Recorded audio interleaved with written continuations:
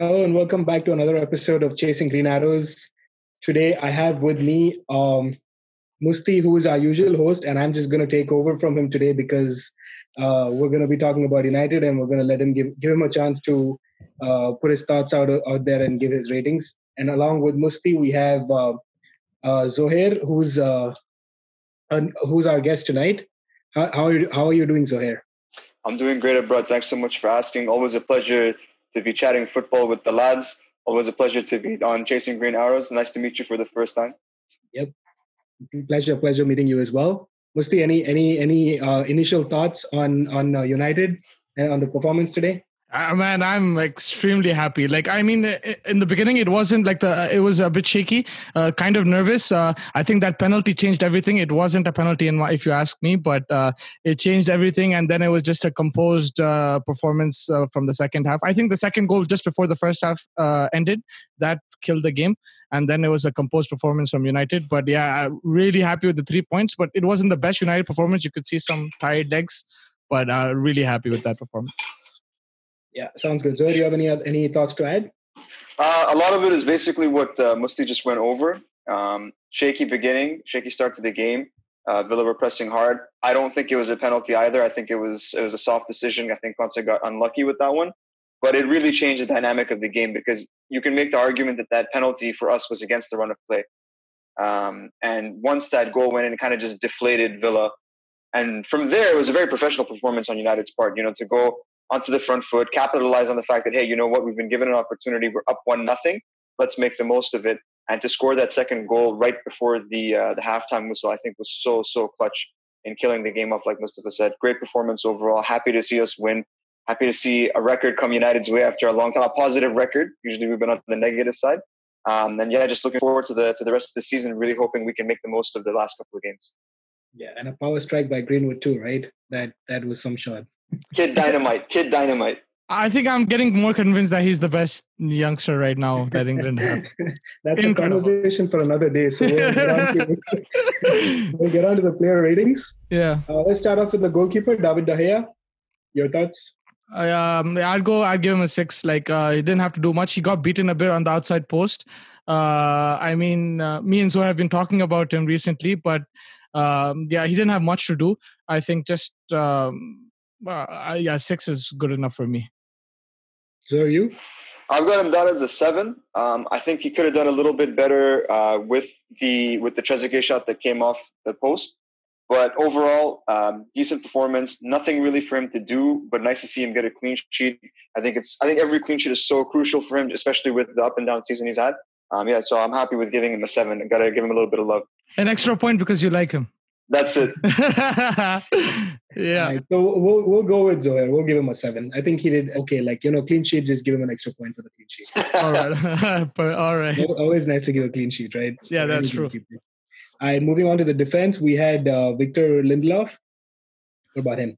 Lindelof, again, decent game, clean sheet. Not too many worries. I think initially there was a bit of when in the first 15 minutes when Villa were attacking, maybe they looked a bit uncomfortable, but he was decent, I think, throughout the game. No big scares. I would probably give him a 7 for this game. Sir? I'm in line with Mustafa on this one. I thought he was solid, consistent. Didn't have to do anything extraordinary. Didn't have to do anything that was spectacular. Shaky start to the game, but I think that was the team overall. We're getting a little bit outworked. But solid recovery, a clean sheet. So I think a 7 is fair, given how we recovered and held up. Very professional performance. Sounds good. Then we can go to right back. Aaron Wan-Bissaka. He had some chances going forward today. He should have put that header away definitely. I think at the back as well, I think he left it open and someone missed a sitter, if I'm not mistaken, in the beginning, in the first half as well. So it wasn't his best performance. I'm still happy with him as a right back. I think he's the best right back we've had in ages. Possibly he can go down as one of the greatest United right backs, I think, if he continues like this. But yeah, I would probably give him a 6 for this performance. I know there's a clean sheet, but I would prefer that he put away those chances. But yeah, that was just my opinion. One really important one too, right? Right off the board. I mean, the one that just started the second half where he kind of took off Rashford. That was a very simple chance. Yeah, that was like a tap-in kind of header. I'm just being critical here. I think he should have put that away. Yeah. So are you? I think for me, I put him down as a 7, just because I really appreciate the fact that he's adding more on the attacking side to his game. Defensively, he's been rock solid all season. He was great for Crystal Palace. He's really solid in that sense. I think he's the best defensive right back in England. There's no competition on that. But in terms of defensive, you said, right? Yeah, defensive right back. Yeah, because there's a lot of Liverpool fans, yeah. I just want to throw that out. I was going to say that's the difference between him and Trent, right? I agree with you 100% on that. Trent is so potent up front, and if Wan-Bissaka can even add a fraction of that to his game, you have an insane option down the right for you. Do you think he can actually do that? Or is it just does it come naturally, like someone like Trent who just bombs forward? I don't think that he'll be able to achieve the same heights as Trent, because there's a certain amount of it is just the way you play. It's just the way your mind works. But I think that he can add enough tools to his bag that'll make him a viable option down the right. You don't want him to be just this guy that's going to maybe do a step over and just launch an aimless cross, but how he's adding a little bit more accuracy, a little bit more sharpness, a little bit more potency to his game. I think that is something that you can learn. Will he get to the level of, let's say, Trent? I don't think so. But it'll be enough for him to be a decent threat. I think England will still go with Trent as their number 1 right back, though. It's just my opinion. Yeah, I guess. I can see that. I can see that. Yeah. Anyway, I think it also depends on who they're playing. Right. I guess, yeah. I'll give him a 6.5, kind of in the middle of both of you. Yeah, Wan-Bissaka 6.5. And then let's go to Harry Maguire. Maguire had a shocker in the last game against Bournemouth. It was a very poor performance. I think today there was no scares like that. Nothing, no major mistakes. I think decent performance, clean sheet. I would probably go with a 7. I think with Maguire, again, it's the pace at which concerns me. But I think today was a decent performance, and to have a clean sheet, that always helps. So yeah, 7 for Maguire. Yeah, Zoe, you? Yeah, I've got him down as a 7 as well. Again, like Mustafa said, it's nice to see him recover from a weaker performance against Bournemouth last game. He was shaky. This time around, the back line was full of confidence. There was good communication. They knew what they were doing, and they did a good job of keeping out a dangerous Villa side. I think a 7 is fair for his performance with the clean sheet. Sounds good. We have Luke Shaw left in the defense. Luke Shaw, I think... I would go. It was between 7 and 8 for me. I would probably go with a 7, but I think it was a decent performance. That assist, that should have been a goal. The Bruno header that he set up, that was brilliant run by Luke Shaw. I think he did well on that left wing. Defensively, again, not too bad. No major scares, but yeah, there's a lot of room for improvement. But I think today he did create a couple of chances here and there, so I would give him a 7 and then a clean sheet as well. Yep, sir. I've got Lukey down for a 7. For me, a lot of good stuff about him. Love his running, love his effort. The work rate is spectacular. He's getting into a lot of positions. He's making himself an outlet, which is really nice to see. A little bit more end product is always going to be desired. Today, he tried to set up. I think honestly, he should have had an assist with that cross he popped up for Bruno. I don't know how Bruno missed that, but again, if it's not in the back of the net, it doesn't count. But yeah, I think he's doing really well, and just a little bit more end product would be spectacular. So I agree with that. We'll give him a 7. Moving on to our midfielders, we had Paul Pogba. I've got Pogba down for an 8. There's a lot of good stuff today. A lot of good stuff that I saw. His communication with Bruno is lovely. That connection that they have, just that, on that corner sequence where he's not even looking towards Bruno, and then just a quick turnaround and just darts into space. I thought that was lovely. Just the work rate, the focus on getting the simple things right. I feel that he's really, sort of tried to bring his game back to the basics and building from there. And I think it's working out for him. Couple of sort of flashes of inconsistency. He got the ball taken off him a few times, but I'm okay with that. I think that's a compromise that we're going to have to accept, the trade-off we're going to have to accept. For me, I think Pogba was at an 8 today. Yeah, I would agree with Zohar as well. 8. His composure is absolutely brilliant. He brings that calmness to the team. I think first half, even though there were chances for Villa, I think Pogba in the midfield, he brought that calmness, and the goal was brilliant, nicely taken. He wasn't. The defense should have done better in closing him down, but I think that shot was brilliant, and there's some nice touches and some good passes. But yeah, I think he deserves an 8 for this game. Sounds good. Matic. Yeah, I've got Matic down for a 7. I thought it was a solid performance. He's really invigorated himself after the restart. There were concerns about whether or not he was going to be whether he was going to have the legs basically to be that defensive anchor. He's really come back, turned the season around, liking what I'm seeing. Again, does a lot of the dirty work, does a lot of the stuff that's not flashy, but it's so crucial to let Bruno and Pogba create havoc up front. I think today he was at a 7, not because he did anything wrong, but just because he was consistent, rock solid, but nothing spectacular. Yeah, even me, I think Matic 7, like nothing spectacular, but like he's so important to this team. He's so important. The way he breaks down plays and he passes around the ball. He's like that perfect cushion for Pogba and Bruno. Defensively, very composed. Can pick out a nice pass like we saw in the Brighton game. So yeah, I'd go 7 Matic.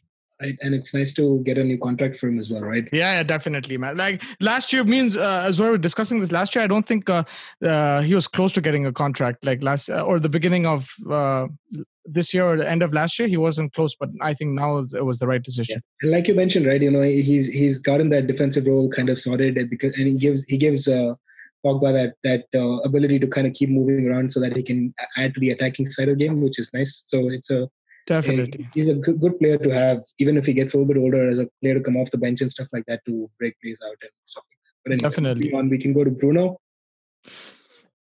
I've got Bruno down for an 8. I would have given him a 9 if he actually earned the penalty. But since we all agree that it was kind of soft, I think I want to factor that in. But I do think he's brilliant.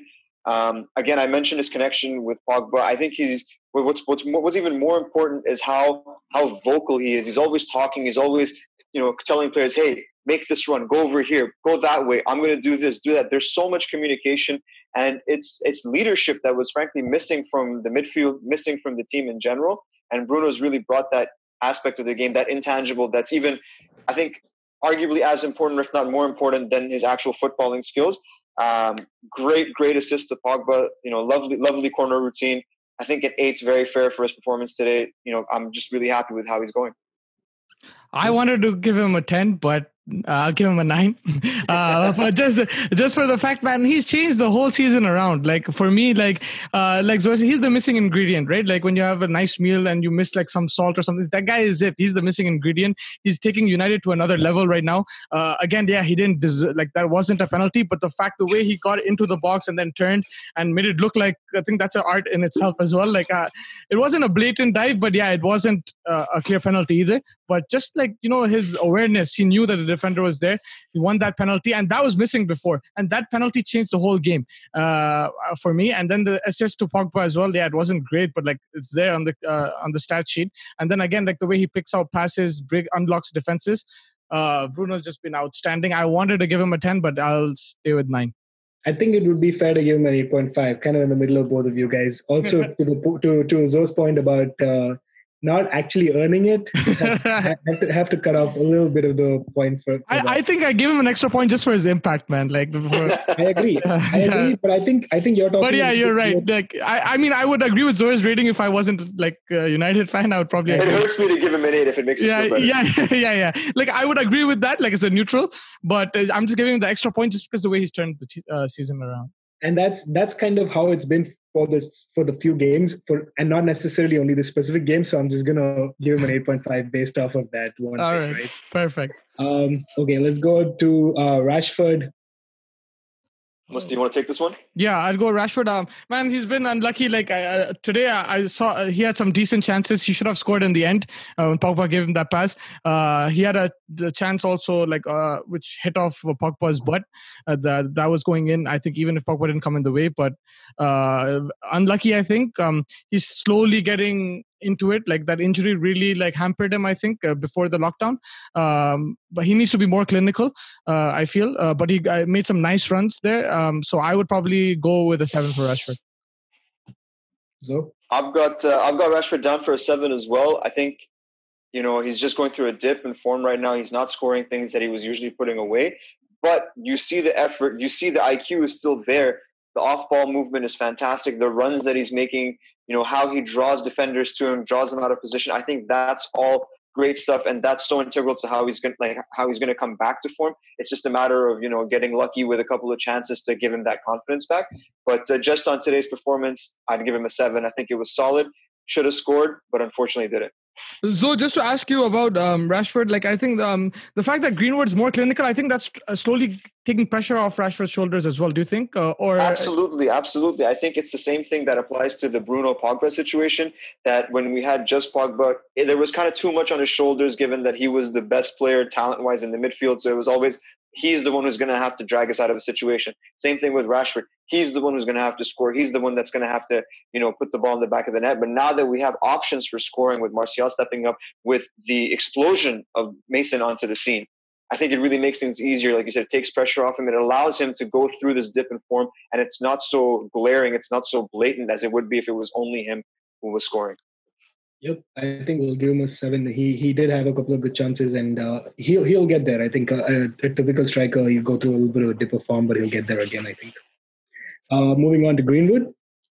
Greenwood, man, 10 for me, bro. I mean, I like realistically a 9, but the goal out of like his right foot, left foot, everything is just excellent. The way he picked, like he just needs a small amount of space, and he just picks out the net, man. Like he had a chance just before that, which I thought he would definitely score just based on his other matches. But he's creating the impact on audiences and like opposition now that you can't give him space. Like he can just like launch that rocket and it's done. Like, and I haven't seen this in a long time. I think this is like he's impressed me more than Rashford did like in 2016 when he started. Just like touch wood, like he continues like this and just improves. But right now he looks gold, man, absolute gold. I would. He scored a goal and he didn't give an assist today. Okay, let's go with a 9. Yeah. It's like you feel almost disappointed giving him a 9. Yeah, I mean, like I'd be too biased, but yeah. Okay, Musti's gonna hate my score then. I've got him down as an 8. Oh, and damn. This is, and honestly, just because not because of anything against him, I think he's phenomenal. I think that the goal deserves an 8. Could he have done a little bit more? Absolutely, to get him into that 9-10 area. But I think he's had such a phenomenal impact on the front line. You brought it up earlier in terms of taking the scoring burden off Rashford and at the same time taking the scoring burden a little bit off Martial. Interesting fact that I came across the other day. So it was basically his expected goals versus what he's actually scored, and he's scoring at a rate of 3 times his expected goals. So he's getting into, based on the positions that he's getting into, he's expected to score whatever X number of goals, but he's finishing them at such a significantly higher rate. It just boggles the mind, and a lot of it is just that inherent God-given finishing ability that he has, and the fact that both of his feet have dynamite in them. Yeah, and I think the thing I haven't seen from a United player, I think like maybe since Van Persie or Ronaldo, is where like you don't expect the goal to come and it just comes, and it's happening consistently now.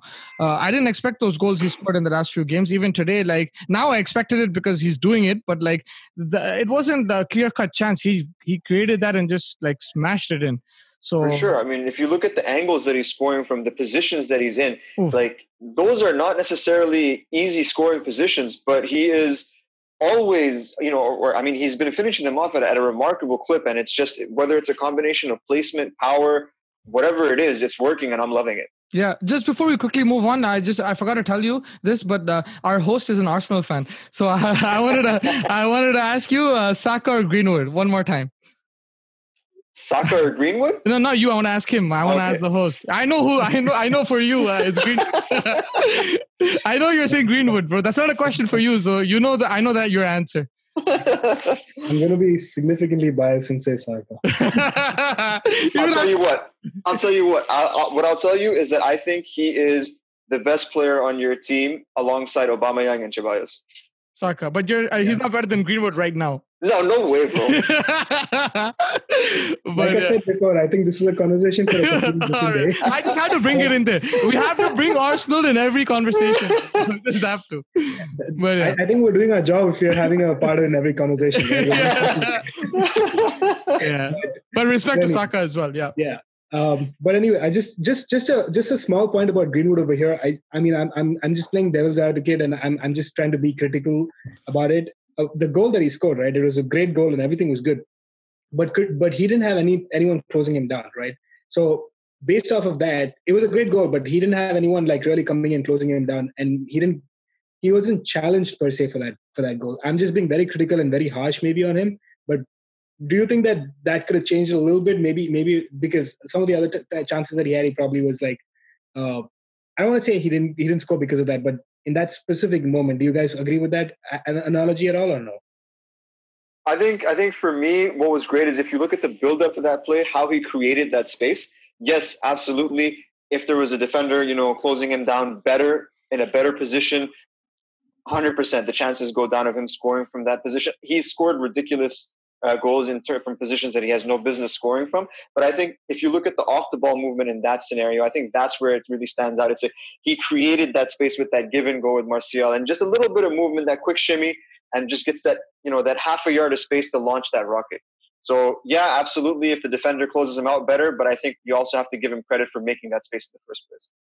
Yep, I think that's a fair point. And also, if you see, Abra, I was going to tell you, like, even if you see his other goals, like, I mean, today you're completely right that he wasn't closed down, but like Zohar said, he created the space. But like, if you look at his other goals, he's scoring between the defender's legs. Watch like 2-3 of his goals. So like he's even if he doesn't get that space, he does score. Like, of course, you're going to have goals where you get closed down and then it's a challenge. But he has scored in those situations as well.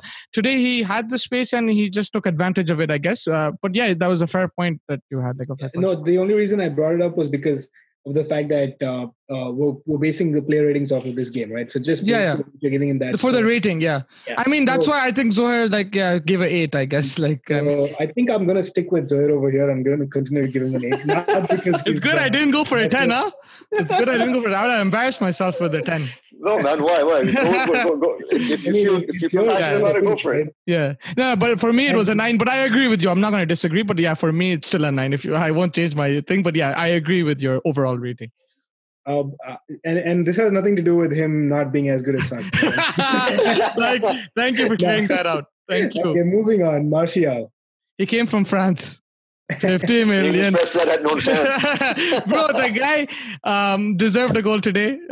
Hit the bar, smashed the bar, got into good positions. Like, if he got a goal, like, his whole rating would have changed.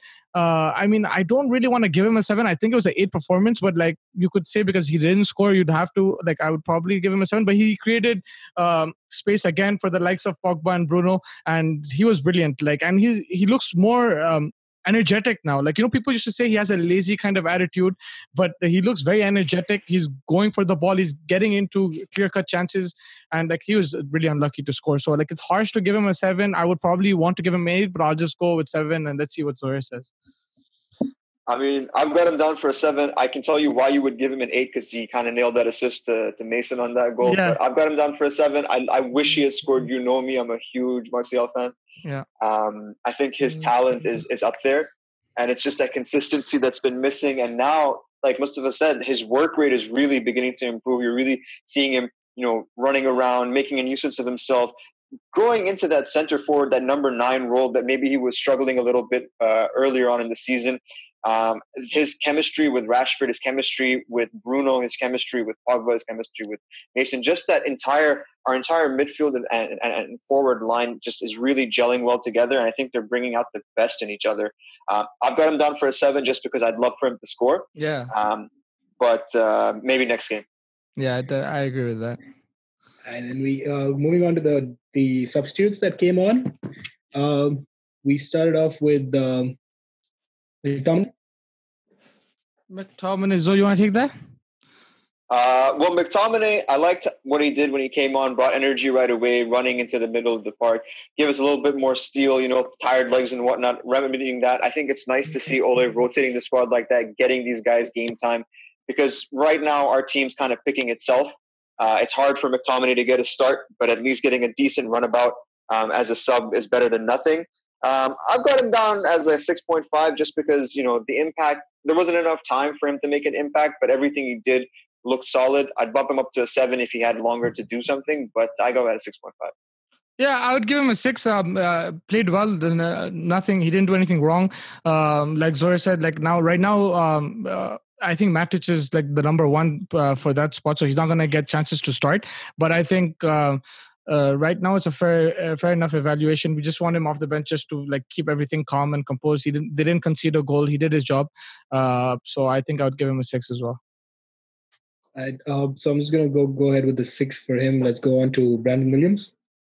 Well, yeah, I love that guy, man. Like the guy is like very pacey. I prefer him over Luke Shaw, but I know he doesn't have as much experience. I mean, I'd give him a 7 just because I like him, but like again, not much time. He didn't do much, but like he has the pace. I think defensively as well, he's decent. Good prospect for the future.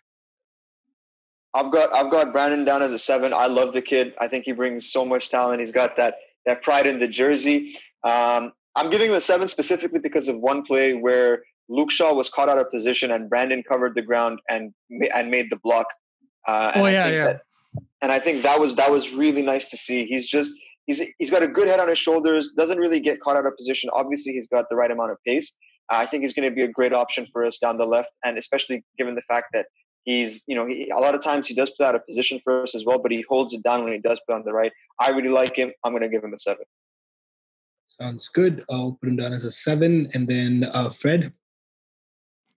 So you want to take that? Yeah, I got it. So Fred, I got him down as a 6, just because I thought he came on, he did good. He was a little bit hesitant on the ball, a little bit, not necessarily shaky, but, maybe got rushed off the ball a few times, didn't necessarily make the pass that he wanted to make.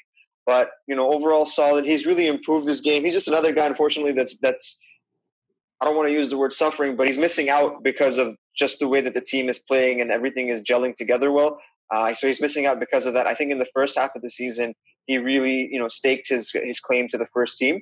And it's nice to have an option like him coming off the bench. He brings something different to the game, brings a lot of, energy, a lot of running to the midfield. Today he's at a 6, but I'd like to see him get a chance in the future.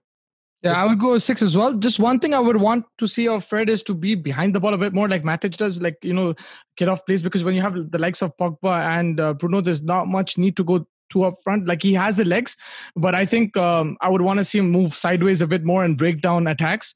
And I think he has the potential, he has the pace. So I don't want him to, it's good that he goes up, but you don't really need that when you have Pogba and Fernandes. So I would really like to see him hold his position a bit more. That works. We'll give him a 6. Daniel James. Daniel James. He's one trick pony, man. The guy has pace, he has everything. But he's really good, I think, against big teams where they just rely on pace and you need to counter. But after watching Greenwood, man, like James, I don't rate James that highly. But again, he didn't do much. I would probably go with a 5 for him this game. So Daniel James is an interesting guy, man. Interesting guy. Obviously, he came in as a fresh signing at the beginning of the season, started off well, kind of tailed off since. He's young. There's a lot of room for him still to grow. I think Mustafa's 100% right that with the way that Mason is playing, there's no competition between who should be starting between the two of those guys. Today, I liked what he did. Was very direct, tried to get into the box, played a couple of nice balls. I'd give him a 6 just to be generous. I think a 5 is a little bit harsh on him, but definitely need a bit more.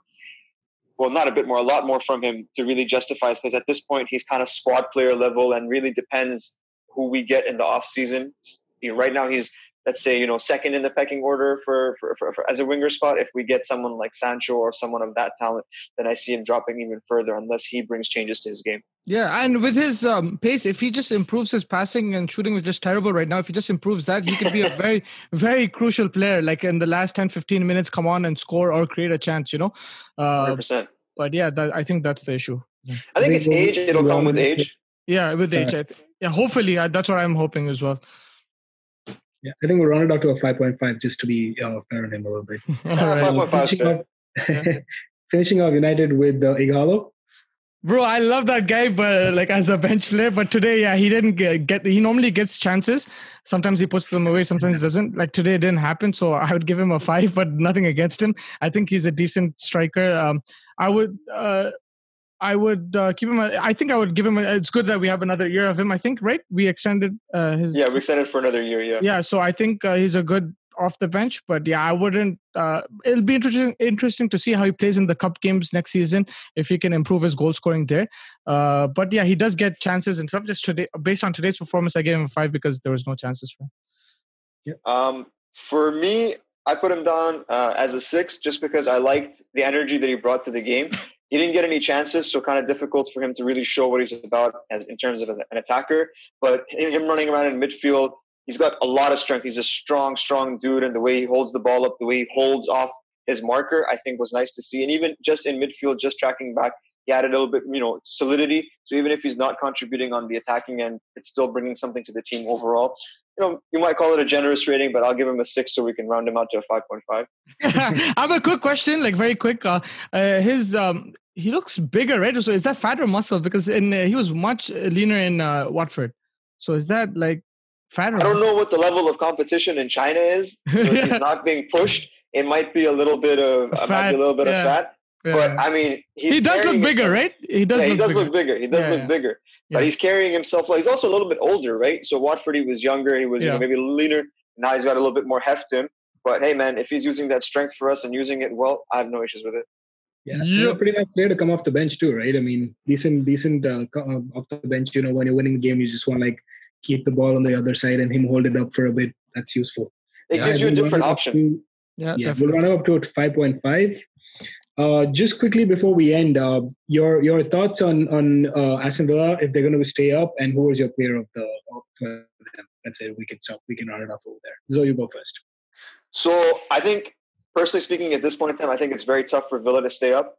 There was a comment made during the game that if they don't win this game, but they win the rest, they're still going to be about 4 points short of what is generally considered a safe total.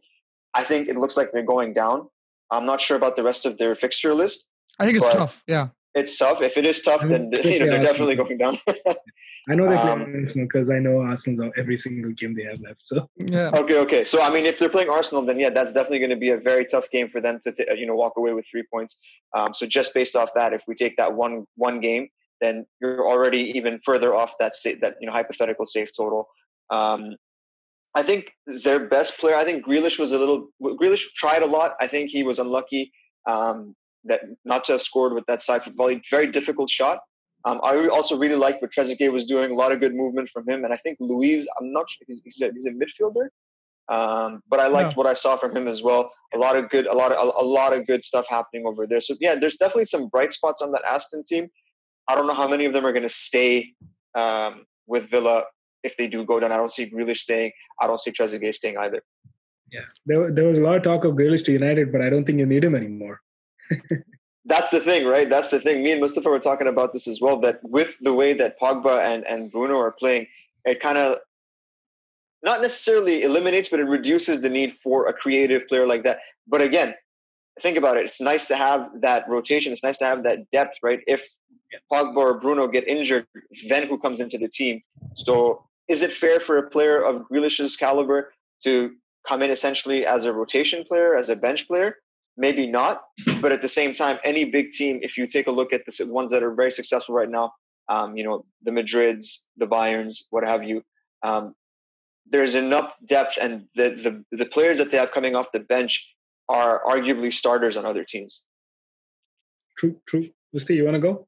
Yeah, I think I was just looking at the fixture list. I think they have Crystal Palace, Everton, West Ham, and Arsenal. I think I only see them getting points off Arsenal, nothing else. I'm just joking. But yeah, I mean, it's tough. Like Everton as well, Arsenal as well. I don't see them staying up. It was, I think after the lockdown, they had some tough games. They had Liverpool United back-to-back as well, right? Like just before this, they had Liverpool. So it wasn't an easy fixture. If you look at their games after the lockdown, it was a very tough fixture list. So based on that, like I didn't give them hope before the lockdown. And now again, I don't see them staying up. Grealish is for me, he's the standout player for them. Some decent players. Mings as well, there's talk about him. But yeah, I think, I don't see them staying up. And were you asking me for the man of the match for United or for Villa? Oh, no, I was just asking you the best player for you. And of course, I think based off the ratings, the man of the match would be Bruno. But if you guys want to just pick a man of the match for both of them, for United. So? For me, I'm happy giving it to Bruno. In this, I will count his penalty. So, yeah, with a goal and an assist, I think that it has to go to Bruno. Then also the intangibles factors that he brings to the field, I think it's Bruno for me. And then for Villa, man, it's a toss-up. Like I liked what Mings was doing, but if you concede 3 goals, I'm sorry, you're out of contention. Yeah. I'd like to give it to, you know what? Let's give it to Trezeguet for me. Yeah, fair shout. I think that's fair. Musti? I would probably give it to Bruno as well. And for Villa, there's not much, but yeah, I'd agree with Zoe Trezeguet probably. He created a chance. Based on the first 30 minutes especially. Yeah. So I'd give it to Trezeguet. And it's going to be a very exciting top 4 race. Hope, like if United win the next 4 games, they're going to go through. But like, I don't know, man. Like I still hope like Leicester and Chelsea drop points because United haven't flawed yet. Huh? The deciding game will be when you play Leicester. Yeah, I think it will be the deciding game. That's going to be intense. It's just 1 point between you. The only thing is, that peaking early kind of thing. Like, I mean, not peaking early, but like they're on such a good run. There's bound to be a bad game around the corner. I just hope that's after the season or like somewhere else, but not here. Is Leicester the only big game you play? Because I know you play Wolves and Leicester, which are 2 big games. Who are your other 2 teams? The rest of our fixture list. Hold on, let me pull it up. I know. Palace. We're playing Palace, I think. We play Southampton, Palace. Then we play Chelsea in the FA Cup, and then we play West Ham, and then we play Leicester. Yeah, no Wolves, man. No Wolves. Yeah. My bad. I think Chelsea plays Wolves. Yeah. That kind of yeah. So I'm hoping they win all the games, but like there's always a bad game around the corner. So just like hoping for the best. But right now it looks really good, and the fact that they were 25 points off Leicester, like in November, I think it's a big. Would you take the bad game to be against Chelsea so that you're out of the FA Cup and continue in the top 4? Would you take that? It's a very tough question because I don't like to lose cup semi-final. But if you ask me, I have to give and take. Yeah, I'd take it. I would lose the Chelsea game. So I'm with Mustafa on that, man. Yeah. If it's the difference between making top 4 and potentially winning an FA Cup, I'm going to take top 4 because that Champions League is so crucial. It's so crucial. So for me, that's the bigger prize. And if we lose the FA Cup, I think Ole will put all his eggs on the Europa League and try to win that as well. It'll give them more determination because like if a cup is always handy, right? Even if you make top 4, so if you get a cup, I think it'll be a good season for United. Yeah. Okay. Fair enough. I think that's fair. I think we covered all the points that we needed to. With that, thank you guys. We'll see you next time. Thank you. Thanks, man. Have a good one.